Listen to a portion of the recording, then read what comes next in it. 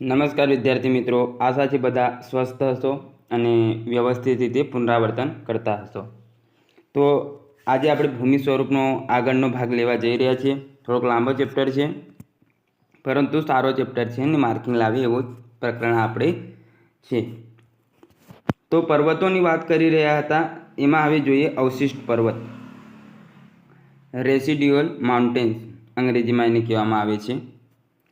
તો અવશિષ્ટ એટલે શું? તો મુખ્ય વાત એમાં એવી હોય છે કે અવશિષ્ટ એટલે ઘસારણ પામીને શેષ વધી જાય તેને આપણે અવશિષ્ટ કહેતા હોઈએ છીએ। ધારો કે કોઈ પર્વત છે, ત્યાં વારાઘડી ઘસારો થાય અને કંઈક જે શેષ ભાગ રહી જાય તો તેવા પર્વતોને આપણે અવશિષ્ટ પર્વત કહેતા હોઈએ છીએ, અથવા તે એવા ભાગને આપણે અવશિષ્ટ ભાગ કહેતા હોઈએ છીએ। તો જોઈએ એમાં વિશાળ કદના પર્વતીય ભૂમિ સ્વરૂપ ઉપર લાંબા સમય સુધી ઘસારણ થતું હોય તો તેનો બાકી રહેલો ભાગ પર્વતીય અવસ્થામાં હોય તેવા પર્વતને ઘર્ષિત અવશિષ્ટ કે શેષ પર્વત અને અંગ્રેજીમાં રેસિડ્યુઅલ માઉન્ટેન કહેતા હોય છે। તો આશા છે તમને ખ્યાલ આવી ગયો હશે કે અવશિષ્ટ પર્વત કોને કહેવાય, એને શેષ પર્વત અથવા ઘર્ષિત પર્વત પણ કહેવામાં આવે છે। ને આ રહી અવશિષ્ટ પર્વતની રચના। અહીંયા તમે જોઈ શકો છો, પોચા ખડકો છે, નક્કર ખડકો છે, એટલે આ મુખ્યત્વે એવા પર્વતો બચી રહે જે નક્કર જ હોય। પોચા તો તમે જુઓ કે પર્વતના પવનના ઘસારણથી ઘસાઈ જતા હોય છે, પણ જે નક્કર ખડકો હોય તે ત્યાં સ્થિર રહી શકતા હોય છે। આગળ જોઈએ તો ભારતમાં વિંધ્યાચલ છે, અરવલ્લી છે, જે ગેડ પર્વતનું આપણે ઉદાહરણ લઈએ છીએ, પશ્ચિમ ઘાટ છે, પૂર્વ ઘાટ છે, રાજમહલ, પારસનાથ, યુકેમાં છે વેલ્સ અને યુએસએમાં ઓઝાર્ક તેના દ્રષ્ટાંતો છે। તો આ અવશિષ્ટ પર્વતના દ્રષ્ટાંતો અહીંયા આપણને આપેલા છે। ત્યારબાદ બધા પર્વતો તો આપણે જોઈ ગયા, હવે જોઈએ પર્વતોનું મહત્ત્વ। તો દેશની જમીન સરહદ પર આવેલા પર્વતો દેશના સંરક્ષણમાં મહત્ત્વનું યોગદાન આપે છે। આપણા ભારતમાં જ જોઈએ તો હિમાલય પર્વત શ્રેણી આવેલી છે, તો તે આપણે દેશની સંરક્ષણમાં સારું એવું પુરવાર સાબિત થાય છે। ત્યારબાદ જે ઠંડા પવનો આવતા હોય છે તેનાથી આપણને એ રક્ષણ આપે છે। પર્વતો બીજી રીતે કેવી રીતે કે ત્યાં પર્વતો જ્યાં મહત્તમ હોય ત્યાં વધારે વરસાદ પડવાની સંભાવના હોય છે। આપણે જે પૂર્વના રાજ્યો છે, 7 સિસ્ટર્સ, એમાં આપણે જોઈએ છીએ કે ચેરાપુંજી ખાતે સૌથી વધારે ને મોસીનરામ ખાતે સૌથી વધારે દેશનો વરસાદ પડતો હોય છે। તો આ બધું પર્વતોને આભારી હોય છે। ઊંચા પર્વતો ભેજવાળા પવનોને રોકી વરસાદ લાવવામાં મદદરૂપ થાય છે। પર્વતોના ઢોળાવો ચા, કોફી અને ફળો જેવા બાગાયતી પાક લેવામાં આવે છે। હવે ચા, કોફી અને બીજા ફળો તો ઠીક છે, પણ ચા અને કોફીને કેવું વાતાવરણ જોઈએ? તો તેમાં પાણી તો જોઈએ, પરંતુ એટલું બધું પાણી નહીં કે ત્યાં ભરાઈ રહે, એટલું વહેતું પાણી એમને જોઈતું હોય છે। કોફી તો જો કે ઝાડના છાંયડા નીચે કરવામાં આવે છે, પરંતુ ચામાં આપણે જોઈએ તો વહેતું પાણી હોવું જોઈએ, પર્વતની સેજ ઢાળ હોવી જોઈએ। તો આ બધા પાકો છે, જે બાગાયતી પાકો કહેવાય, તે ઢાળ પર સારી રીતે કરવામાં આવે છે, જે પર્વતોના ઢાળ પર થાય છે। પર્વતીય જંગલોમાંથી ઇમારતી લાકડું, ઔષધિઓ અને અન્ય વનપેદાશો મળે છે। આપણને ખ્યાલ છે શાક, સાલ, સીસમ છે, આ બધા ઝાડવા, ચંદન છે, ત્યારબાદ આપણે ખાખરો, તો આવા ઘણા બધા ઔષધીય વૃક્ષો હોય છે। ઔષધીય વૃક્ષોમાં બીજું અરડુસી હોય છે, આમળો, એ ઔષધીય વૃક્ષ છે। તો આવું બધી જ આપણને પેદાશો હોય છે તે જંગલમાંથી મળી રહેતી હોય છે, અને જંગલો મહત્તમ કક્ષામાં આપણે જોઈએ તો પર્વતો પર નિર્માણ પામતા હોય છે। પર્વતોમાંથી વિવિધ ઉપયોગી ખનિજ પણ પ્રાપ્ત થતી હોય છે। આપણે મેપની સિરીઝ હવે શરૂ કરવાના છીએ શોર્ટ સ્વરૂપે, તો તેમાં આપણે જોઈશું કે કયા કયા ખનિજો, કયા કયા પર્વતો ક્યાં છે, કઈ વસ્તુ ક્યાંથી મળે છે, એટલે તમને યાદ રહેશે। તો ખનિજો પણ ઘણી જગ્યાથી આપણને મળી રહે છે, તે પણ પર્વતો એના માટે ઘણા ઉપયોગી આપણને સાબિત થતા હોય છે। પર્વતમાંથી નીકળતી નદીઓ, ઝરણાઓ પાણીનો પુરવઠો પૂરો પાડે છે। આપણને ખ્યાલ છે કે આપણી નર્મદા નદી પણ એવી જ રીતે અમરકંટક ખાતેથી નીકળે છે, અને આપણા ગુજરાતની કહેવાય ને કે આમ જીવાદોરી સમાન નદી સરદાર સરોવર ડેમ, એનું નિર્માણ એના પર કરવામાં આવેલ છે। તો આવી ઘણી બધી નદીઓ પર્વતોમાંથી ગંગોત્રી, યમનોત્રી એવા જે હિમાચ્છાદિત પર્વતો હોય ત્યાંથી પણ નદીઓ નીકળતી હોય છે. એ ગંગા નદી એનું જ આપણે દ્રષ્ટાંત ગણી શકીએ. નદીઓ દ્વારા નિક્ષેપ થતા કાંપ, કાદવ અને સેન્દ્રિય દ્રવ્યોથી જમીનની ફળદ્રુપતામાં વધારો થાય છે.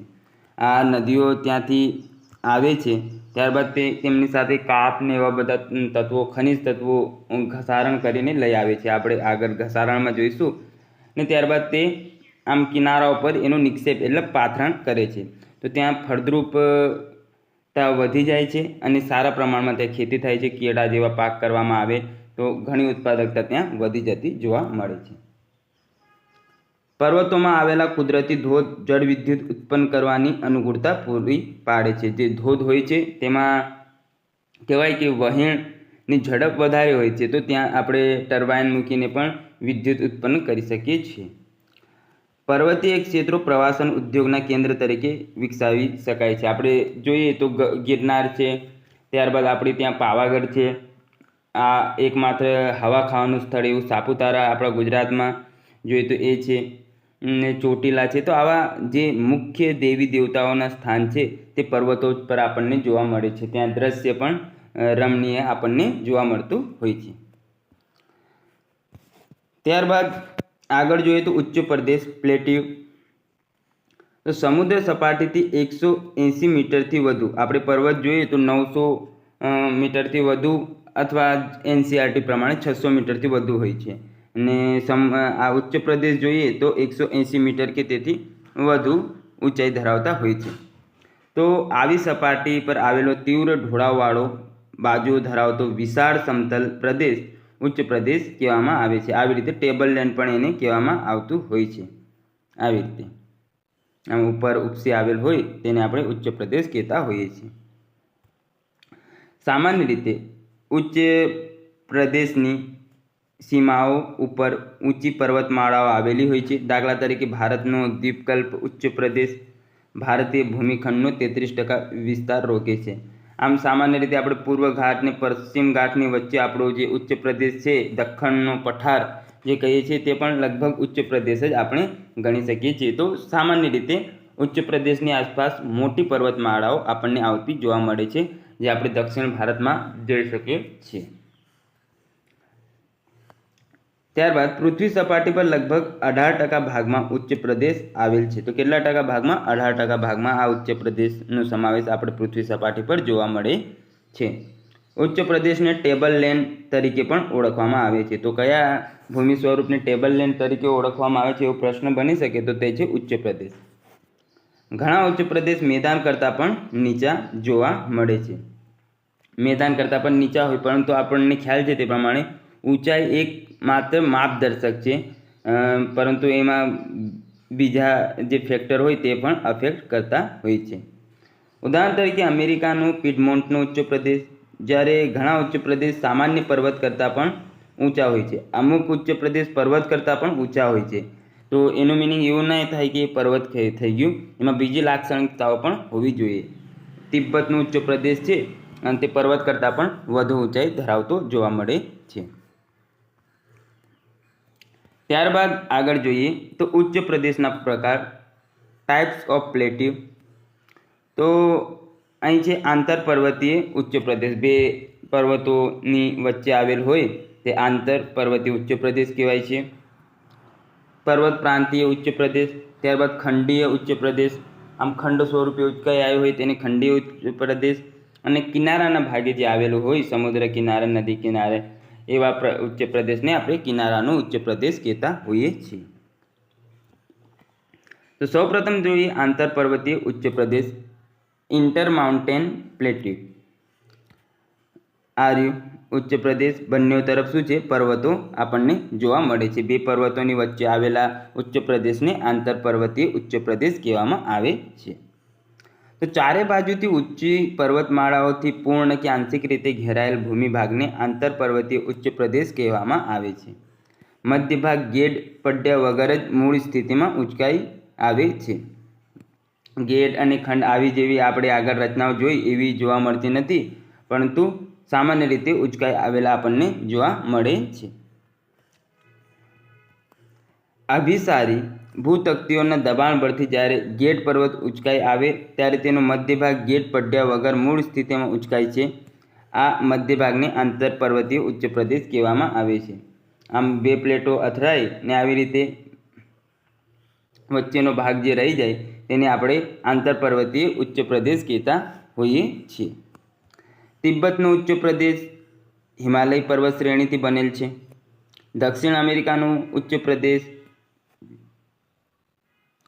અમેરિકાનો બોલિવિયાનો ઉચ્ચ પ્રદેશ એન્ડીઝ પર્વત શ્રેણીથી બનેલ છે.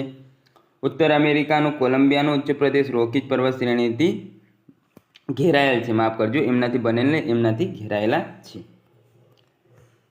વિશેષમાં જોઈએ, વિશ્વનો સૌથી મોટો અને સૌથી વધુ ઊંચાઈ ધરાવતો ઉચ્ચ પ્રદેશ તિબેટનો ઉચ્ચ પ્રદેશ છે. તો આ યાદ રાખજો, સૌથી મોટો અને સૌથી વધુ ઊંચાઈ ધરાવતો ઉચ્ચ પ્રદેશ કયો છે? તો તે તિબેટનો ઉચ્ચ પ્રદેશ છે. ત્યારબાદ પર્વત પ્રાંતીય ઉચ્ચ પ્રદેશ. આ પર્વત અને પર્વત પ્રાંતીય આ ઉચ્ચ પ્રદેશ છે. આપણને અહીંયા આ જોવા મળે છે. તે ઉચ્ચ પ્રદેશની એક તરફ ઊંચો પર્વત હોય અને બીજી તરફનો ઢોળાવ નીચા મેદાનો કે સમુદ્ર કિનારામાં મળી જતા હોય તેવા ઉચ્ચ પ્રદેશને પર્વત પ્રાંતીય ઉચ્ચ પ્રદેશ કહેવામાં આવે છે. જે તમે અહીંયા જોઈ શકો છો, આ રહ્યો આટલો ભાગ, આને પર્વત પ્રાંતીય ઉચ્ચ પ્રદેશ કહેવામાં આવે છે. તો એના ઉદાહરણ કહે છે તો દક્ષિણ અમેરિકાનું પેટેગોનિયાનો ઉચ્ચ પ્રદેશ યાનું ઉદાહરણ છે. ઉત્તર અમેરિકાનું પિડમોન્ટનો ઉચ્ચ પ્રદેશ તથા ભારતનો માળવાનો ઉચ્ચ પ્રદેશ અને શિલાંગનો ઉચ્ચ પ્રદેશ પર્વત પ્રાંતીય ઉચ્ચ પ્રદેશના શ્રેષ્ઠ ઉદાહરણો છે. તો એક્ઝામ્પલો ખાસ યાદ રાખી લેવા, કયા કયા છે ફરીથી એકવાર જોઈ લઈએ. દક્ષિણ અમેરિકાનો પેટેગોનિયાનો ઉચ્ચ પ્રદેશ, ઉત્તર અમેરિકાનો પિડમોન્ટનો ઉચ્ચ પ્રદેશ તથા ભારત માળવાનો ઉચ્ચ પ્રદેશ અને શિલાંગનો ઉચ્ચ પ્રદેશ પર્વત પ્રાંતીય ઉચ્ચ પ્રદેશના દ્રષ્ટાંત છે. ત્યારબાદ આગળ જોઈએ તો એમાં છે ખંડીય ઉચ્ચ પ્રદેશ, કોન્ટિનેન્ટલ પ્લેટ્યુ આપણે કહીએ તે.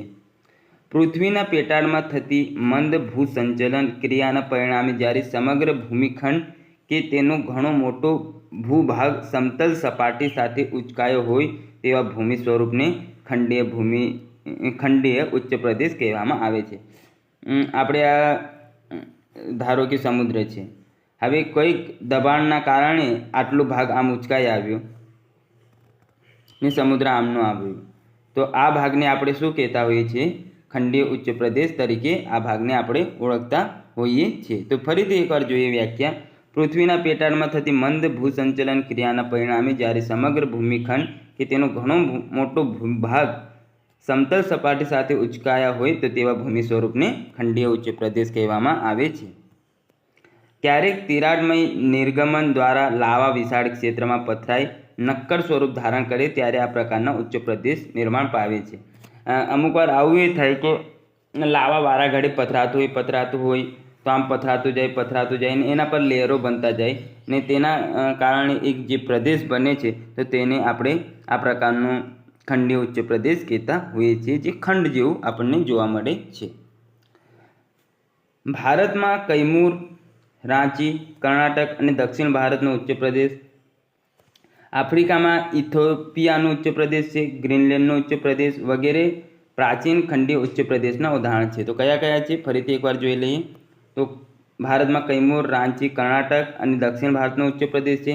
આફ્રિકામાં ઇથોપિયાનો ઉચ્ચ પ્રદેશ, ગ્રીનલેન્ડનો ઉચ્ચ પ્રદેશ વગેરે પ્રાચીન ખંડીય ઉચ્ચ પ્રદેશના ઉદાહરણ છે. એન્ટાર્કટિકા અને ન્યૂઝીલેન્ડના ઉચ્ચ પ્રદેશને નવીન ખંડીય ઉચ્ચ પ્રદેશ અંતર્ગત રાખવામાં આવેલ છે.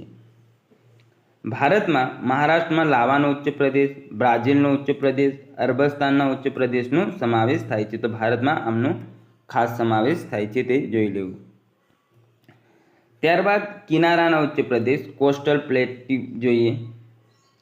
તો ભૂસંચલનથી સમુદ્ર કિનારા નજીકના પ્રદેશો સમુદ્ર સપાટીથી વધુ ઊંચાઈ સુધી ઉંચકાઈ આવે અને ભૂમિખંડોનો તટવર્તી પ્રદેશ નીચે બેસી જાય ત્યારે બાકી રહેલા ઊંચા ભાગને કિનારાનો ઉચ્ચ પ્રદેશ કહેવામાં આવે છે. આ પર્વત છે અથવા આ ખંડ છે ને આ તરફ સમુદ્ર છે. આમ જોઈએ આપણે તો આટલો સમુદ્ર ભાગ છે, તો અહીં જે ઉચ્ચ પ્રદેશ આવે તે બની આવે કિનારાની નજીક, તો એને આપણે કિનારાનો ઉચ્ચ પ્રદેશ કહેતા હોઈએ છીએ. આવી રીતે સમુદ્ર આવી જાય તો આ જે ભાગ હોય તેને આપણે કિનારાનો ઉચ્ચ પ્રદેશ કહેતા હોઈએ છીએ. ભારતમાં પૂર્વ કિનારામાં કોરોમાંડલ ઉચ્ચ પ્રદેશ અને આફ્રિકાનો ટાંગોનિકાનો ઉચ્ચ પ્રદેશ આ પ્રકારના ઉચ્ચ પ્રદેશના ઉદાહરણ છે. ત્યારબાદ આપણે જોઈએ આગળ કે ઉચ્ચ પ્રદેશનું મહત્વ શું છે. Important of પ્લેટ્યુ. લાવાયુક્ત કાળી જમીન કપાસના પાક માટે ઉત્તમ છે. તો આના માટે આ ઉચ્ચ પ્રદેશનો ઉપયોગ થાય છે. જે કાળી જમીનને આપણે કપાસની જમીન અથવા સ્વયં ખેડાતી જમીન પણ કહીએ છીએ. તો એનું નિર્માણ જે આ ઉચ્ચ પ્રદેશોના કારણે થાય છે. ખનિજનો ભંડાર બની રહેતા હોય છે. જંગલોમાંથી વન પેદાશો પ્રાપ્ત થાય છે જે ઉદ્યોગને કાચો માલ પૂરો પાડે છે. આ ઉચ્ચ પ્રદેશો પર ઘણા બધા જંગલો એ વિકાસ પામે છે અને તેમાંથી જે ઇમારતી લાકડું આપણે કહીએ તે ઉદ્યોગોના કાચા માલ તરીકે આપણને ઉપયોગી પુરવાર થતો હોય છે. ઉચ્ચ પ્રદેશના ઘાસના ક્ષેત્રોમાં પશુપાલન થતું જોવા મળે છે જેનાથી દૂધ ઉત્પાદન વધે અને એમાં નફો આપણને થતો જોવા મળે છે. ત્યારબાદ મેદાન, જેને પ્લેન કહેવામાં આવે છે અંગ્રેજીમાં, તો એના વિશે જોઈએ. તો સમુદ્ર સપાટીથી લગભગ 180 મીટરથી એનસીઆરટી મુજબ 200 મીટરથી ઓછી ઊંચાઈ ધરાવતા હોય. ઉચ્ચ પ્રદેશ 180થી વધુ ને પર્વત 900થી વધુ ને એનસીઆરટી પ્રમાણે 600થી વધુ. તો તે ભૂમિભાગને આપણે મેદાન કહેતા હોઈએ છીએ. તો સમુદ્ર સપાટી લગભગ 180 મીટરથી ઓછી ઊંચાઈ ધરાવતા અને સમથળ સપાટી તેમજ એક સમાન ખડક રચના ધરાવતા ભૂમિ સ્વરૂપોને મેદાન કહે છે. ત્યારબાદ જોઈએ, મેદાન સામાન્ય રીતે સમથળ ભૂભાગ ધરાવે છે તથા તેનો ઢાળ ખૂબ ઓછો હોય છે. લગભગ તેઓ સમાન આપણને જોવા મળતા હોય છે. એમનો ઢાળ ઘણો જ ઓછો હોય છે. તેનો ઢાળ ખૂબ ઓછો હોય છે અને ભૂમિખંડોના કુલ ભાગના તેઓ 41% ભાગમાં મેદાન આવેલા છે. તો કેટલા ટકા ભાગમાં? 41% ભાગમાં તે આવેલા આપણને જોવા મળે છે. 26% લગભગ પર્વતો છે અને 33% ઉચ્ચ પ્રદેશો અને 41% એટલે 40, 70, 80, 90, 100% થઈ ગયા. સામાન્ય રીતે મેદાનની ઊંચાઈ 180 મીટરથી ઓછી હોય છે, પરંતુ યુએસએનો પ્રેરીજના મેદાનની ઊંચાઈ સમુદ્ર સપાટીથી 1500 મીટર છે, જ્યારે પશ્ચિમ એશિયામાં આવેલા જોર્ડન નદીનું મેદાન સમુદ્ર સપાટી કરતાં પણ નીચું છે. એટલે ઊંચાઈ એકમાત્ર કહેવાય કે માપક છે, પરંતુ જરૂરી નહીં કે એટલી જ ઊંચાઈ હોવી જોઈએ. આપણે જોઈએ છીએ કે પ્રેરીજના મેદાનની ઊંચાઈ સમુદ્ર સપાટીથી 1500 મીટર છે. તો હવે એને એમ ના કહી શકાય કે આને પર્વત કહેવાય અથવા આને ઉચ્ચ પ્રદેશ કહેવાય, એને મેદાન જ કહેવાય. ત્યારબાદ જોર્ડન નદીનું મેદાન સમુદ્ર સપાટી કરતાં પણ નીચું છે. એટલે એ જરૂરી નહીં કે સમુદ્ર સપાટી કરતાં ઊંચું જ હોવું જોઈએ, પણ સમથળ હોવું જોઈએ. મેદાનો, ઉચ્ચ પ્રદેશો અને પર્વતો માટે ઊંચાઈનું માપ માત્ર તુલનાત્મક છે. એમને ઓળખવા માટે મોટા ભાગે એમના માપનો ઉપયોગ થતો હોય છે. બાકી એવું જરૂરી નહીં કે આટલી ઊંચાઈ ધરાવે. ત્યારબાદ અહીં છે મેદાનોનું વર્ગીકરણ. તો એમાં થાય છે કિનારાના મેદાનો, ઘસારણના મેદાનો, નિક્ષેપણના મેદાનો. ત્યારબાદ ઘસારણના મેદાનો છે ઇરોઝનલ પ્લેન્સ. એમાં પાછા પેટા વિભાગ પડે છે. તો નદી દ્વારા નિર્માણ થયેલા મેદાનો, હિમનદી દ્વારા નિર્માણ થયેલ મેદાનો, પવન દ્વારા નિર્માણ થયેલ મેદાનો અને કાસ્ટ મેદાનો, જેમનો આપણે વિગતવાર અભ્યાસ કરીશું. તો જોઈએ કિનારાના મેદાનો. કોસ્ટલ અથવા કોન્સ્ટ્રક્ટિવ પ્લેન્સ એમને કહેતા હોઈએ છીએ. તો સમુદ્ર કિનારાની નજીક આવેલા મેદાનને કિનારાના મેદાનો કહેવામાં આવે છે.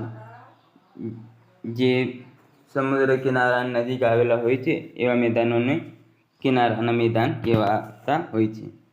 નદીઓ ખંડની અંદરના ભાગોમાંથી કાંપ ઘસડી લાવી આવા મેદાનોમાં નિક્ષેપણ કરી તેને સમતળ બનાવે છે. સામાન્ય રીતે નદીઓ હોય છે તે તેમની અવસ્થા પ્રમાણે છેલ્લી ઘડી આપણે કહીએ કે કાંપના મેદાનનું નિર્માણ કરતી હોય છે. કાંપ ઘસડી લાવે ને તેનું નિક્ષેપણ કરીને ત્યારબાદ તે સમુદ્રમાં ભળી જતી હોય છે. તો વારાઘડી નિક્ષેપણ થાય છે, તો તેના કારણે જે મેદાન બને તેને કિનારાના મેદાન આપણે કહેતા હોઈએ છીએ. પૃથ્વીની ભૂગર્ભ ગતિવિધિને કારણે સમુદ્ર કિનારાના નજીકનો ખંડીય છાજલીઓનો ભૂમિભાગ ઉંચકાય ત્યારે રચાયેલા મેદાનને સંરચનાત્મક મેદાન કહેવામાં આવે છે. કિનારાના મેદાનો ક્ષારયુક્ત જમીનના કારણે મોટાભાગે ખેતી માટે બિનઉપયોગી થતા હોય છે. ક્ષાર એટલે જોઈએ તો સમુદ્રમાં વધારે ક્ષારની માત્રા હોય છે, એટલે આ મેદાનોમાં મોટા ભાગે આપણે જોઈએ તો ખેતી બહુ કરવામાં આવતી નથી. ત્યારબાદ આગળ જોઈએ ઉદાહરણમાં મલબારનો કિનારો, જાપાનના પૂર્વ કિનારે, મેક્સિકોના અખાતના કિનારે ફેલાયેલ સંયુક્ત રાજ્ય અમેરિકાના દક્ષિણ પૂર્વમાં આવેલ મેદાન, ઓસ્ટ્રેલિયાનું મધ્યનું મેદાન, આ પ્રકારના મેદાનોના ઉદાહરણ આપણને જોવા મળે છે. ત્યારબાદ ઘસારણના મેદાન જોઈએ તો પૃથ્વી સપાટી પર ઘસારણની પ્રક્રિયા સતત ચાલતી રહે છે, જેનાથી લાંબા ગાળે પર્વતો તથા ઉચ્ચ પ્રદેશો પર નદી, હિમનદી અને પર્વત જેવા પરિબળો દ્વારા ઘસારણની પ્રક્રિયા થઈ મેદાનની રચના થાય છે. કોઈ ભૂમિભાગ હોય તે વારા ઘડીએ ઘસારણ પામે નદી દ્વારા, હિમનદી દ્વારા અથવા પવનો દ્વારા ઘસાઈને એક સમથળ આકૃતિ બની જાય તો ત્યાં પણ આપણને ઘસારણના મેદાન જોવા મળતા હોય છે. ટૂંકમાં જે મેદાનનું નિર્માણ ઘસારણની પ્રક્રિયાથી થયેલ હોય છે તેવા મેદાનને આપણે ઘસારણના મેદાન કહીએ છીએ. નદીઓ ઘસારણ દ્વારા ઊંચાઈ ધરાવતા સ્થળોને સમથળ મેદાનમાં પરિવર્તિત કરે છે. આવા મેદાનને પેનીપ્લેન કહેવામાં આવે છે. પેરિસ અને મિસિસિપીના બેસિન વિસ્તાર તથા ભારતનો અરવલ્લી વિસ્તાર આ પ્રકારના મેદાનનું ઉદાહરણો છે. ભારતનું જે અરવલ્લીનો વિસ્તાર છે આજુબાજુનું, તે ઘસારણના મેદાનનું કહેવાય કે ઉદાહરણ છે. હિમનદી દ્વારા નિર્માણ થયેલા મેદાનોમાં કેનેડા, ફિનલેન્ડ, સ્વીડન અને યુએસએના અનેક હિમમેદાનો તથા ભારતનું લદ્દાખ ક્ષેત્રના મેદાનનો સમાવેશ થાય છે. તો હિમનદી દ્વારા કયા કયા નિર્માણ પામેલા છે તે જોઈએ તો હિમનદી દ્વારા નિર્માણ થયેલ મેદાનોમાં કેનેડા, ફિનલેન્ડ, સ્વીડન અને યુએસએના અનેક હિમમેદાનો તથા ભારતનો લદ્દાખના ક્ષેત્રનો આમાં સમાવેશ થતો જોવા મળે છે.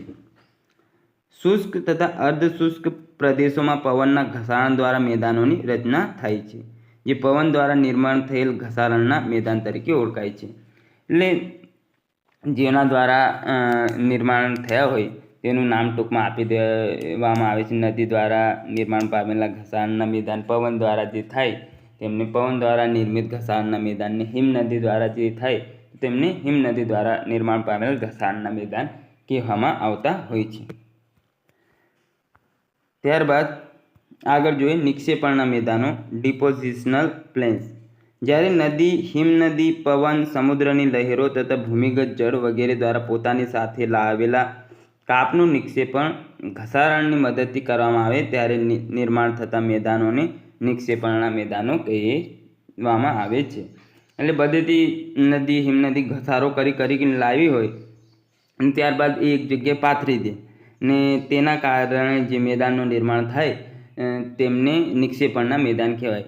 યાદ રાખજો, આમાં સમુદ્રમાં ભળતી નથી, પરંતુ આમ જ પાથરી દેતી હોય છે નદી કિનારાના ભાગ પર, તો તે મેદાનોને આપણે નિક્ષેપણના મેદાનો કહીએ છીએ. જ્યારે નદી પર્વતીય પ્રદેશમાંથી વહી પોતાની સાથે કાંકરા, પથ્થર તથા માટી જેવા પર્વતના અવશેષો તળેટીના ભાગમાં નિક્ષેપિત કરી તળેટીના મેદાનની રચના કરે, જેના વિશિષ્ટ આકારને કારણે તેને પંખાકાર મેદાનો પણ કહેવામાં આવે છે. હવે પંખાકાર મેદાનો કેવી રીતે? આમ લાવી ને આવી રીતે આમ દૂર ઠાલવી એટલે આમ પંખા જેવી આમ રચના થઈ જતી આપણને જોવા મળે છે. જેવી રીતે આવી રીતે આમ નદી લાવી પછી આમ પંખાના જેવી રચના આપણને થતી જોવા મળે છે, જેથી આપણે એમને પંખાકાર મેદાનો પણ કહીએ છીએ.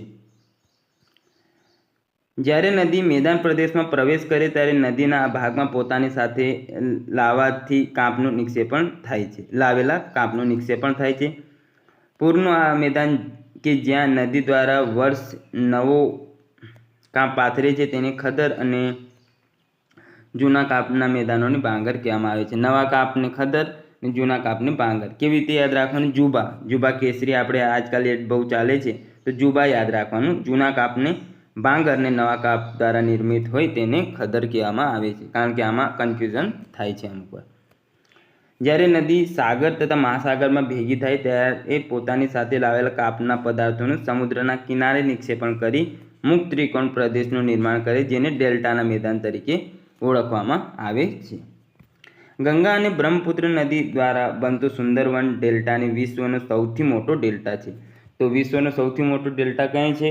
સુંદરવન ડેલ્ટા, જે પશ્ચિમ બંગાળ અને બાંગ્લાદેશમાં પણ આવેલ છે, જેમાં રોયલ બેંગાલ ટાઈગર આપણને જોવા મળે છે, મેંગ્રોવ વનસ્પતિ જોવા મળે છે, જે ફોરેસ્ટના લેક્ચરોમાં આપણે વિગતવાર અભ્યાસ કર્યો હતો. તો આ જે પશ્ચિમ બંગાળમાં આવેલ છે સુંદરવનનો ડેલ્ટા, પશ્ચિમ બંગાળ તો છે પણ સાથે સાથે બાંગ્લાદેશ ત્યાં આવી જાય, તો એમાં આ જે ડેલ્ટા છે તે વિશ્વનો સૌથી મોટો ડેલ્ટા છે. ત્યારબાદ જોઈએ તો મુક્ત ત્રિકોણ બનવા માટે અનિવાર્ય સંજોગો. તો નદીમાં 12 માસ પાણીનો જથ્થો હોવો જોઈએ. એવું નહીં કે ઉનાળામાં નદી બંધ થઈ ગઈ પછી પાછી શિયાળા ચોમાસામાં જાય, ના, 12 માસ નદી ચાલુ હોવી જોઈએ.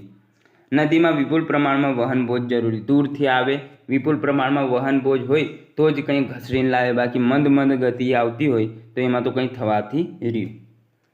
નદી સમુદ્રને મળે ત્યારે તેનો વેગ ધીમો હોવો જોઈએ. એટલે સમુદ્રમાં આવે ત્યારે વેગ ધીમો હોય તો જ, કારણ કે વધારે વેગ હોય તો એ બધું જોડે જ લઈ જતી રહે.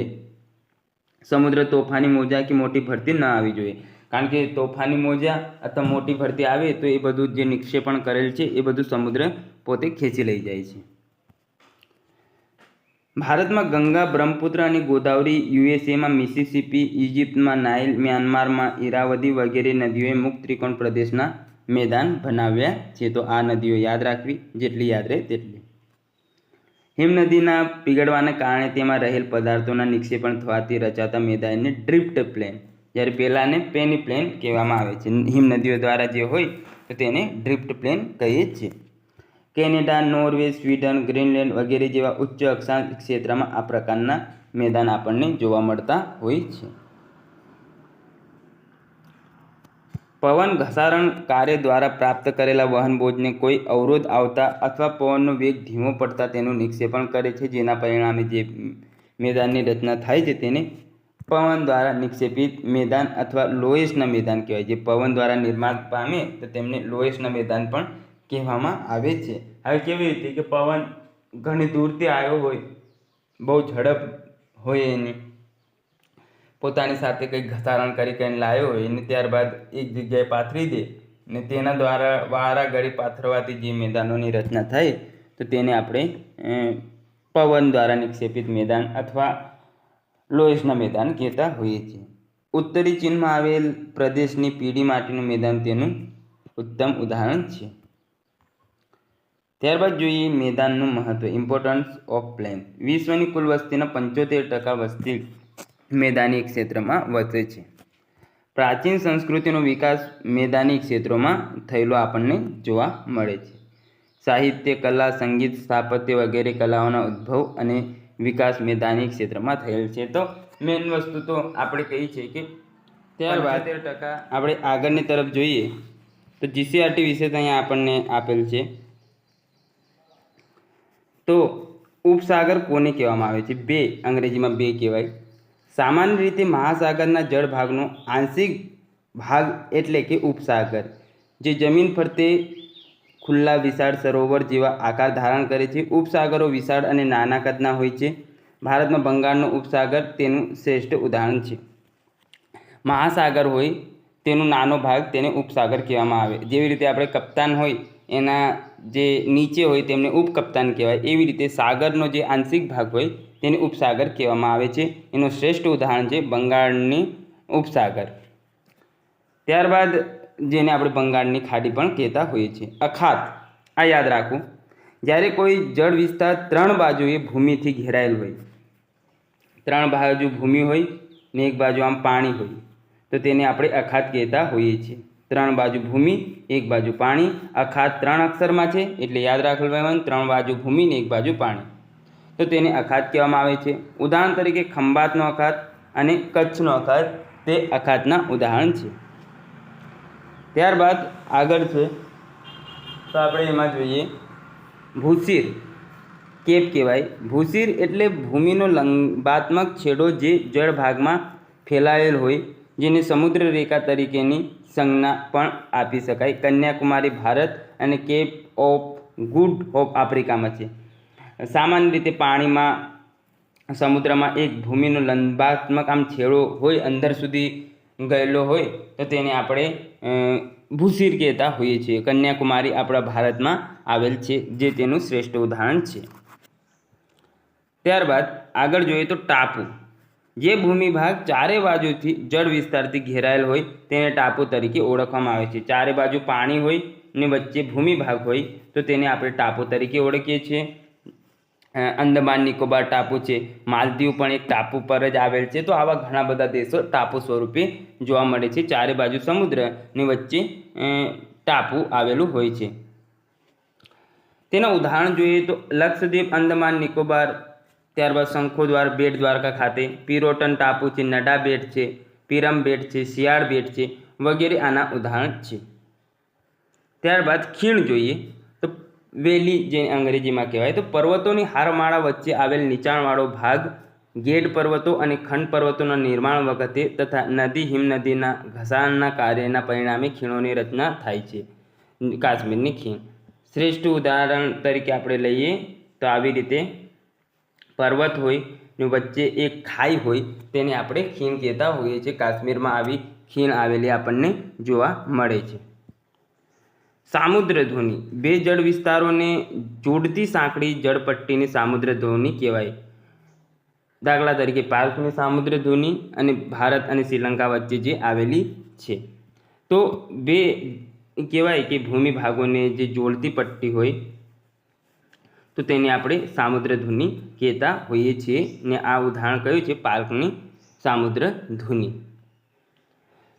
ત્યારબાદ સંયોગી ભૂમિ જોઈએ તો બે જળ વિસ્તારને અલગ કરતી સાંકડી ભૂમિપટ્ટીને સંયોગી ભૂમિ કહે. દાખલા તરીકે પનામા ઉત્તર અને દક્ષિણ અમેરિકાને વચ્ચે આવેલ છે, જે બંનેઓને અલગ કરે છે. બે કહેવાય કે બે જળ વિસ્તારોને અલગ કરતી ને બે જળ વિસ્તારોને જોડતી પટ્ટીને સામુદ્ર ધુની અને અલગ કરતીને સંયોગી ભૂમિ કહેવામાં આવે છે. તે યાદ રાખવું, આમાં કન્ફ્યુઝન ના થાય. સામુદ્ર ધુની એટલે ધૂન લાગી ગઈ એટલે જોડાઈ ગયા એમ, એવી રીતે યાદ રાખવાનું.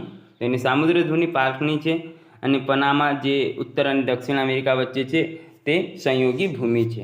ને છેલ્લું છે દ્વીપકલ્પ. જે ભૂમિભાગ ત્રણ બાજુ સમુદ્ર અને એક બાજુ જમીન વિસ્તારથી જોડાયેલ હોય તેને દ્વીપકલ્પ કહે છે. દક્ષિણ ભારત અને સૌરાષ્ટ્ર અખાત જોઈએ તો ત્રણ બાજુ જમીનથી, ને દ્વીપકલ્પ જોઈએ તો ત્રણ બાજુ સમુદ્ર અને એક બાજુ જમીન સાથે જોડાયેલ હોય તેને દ્વીપકલ્પ અને અખાત વચ્ચે આ તફાવત આપણને સામાન્ય રીતે જોવા મળતું હોય છે.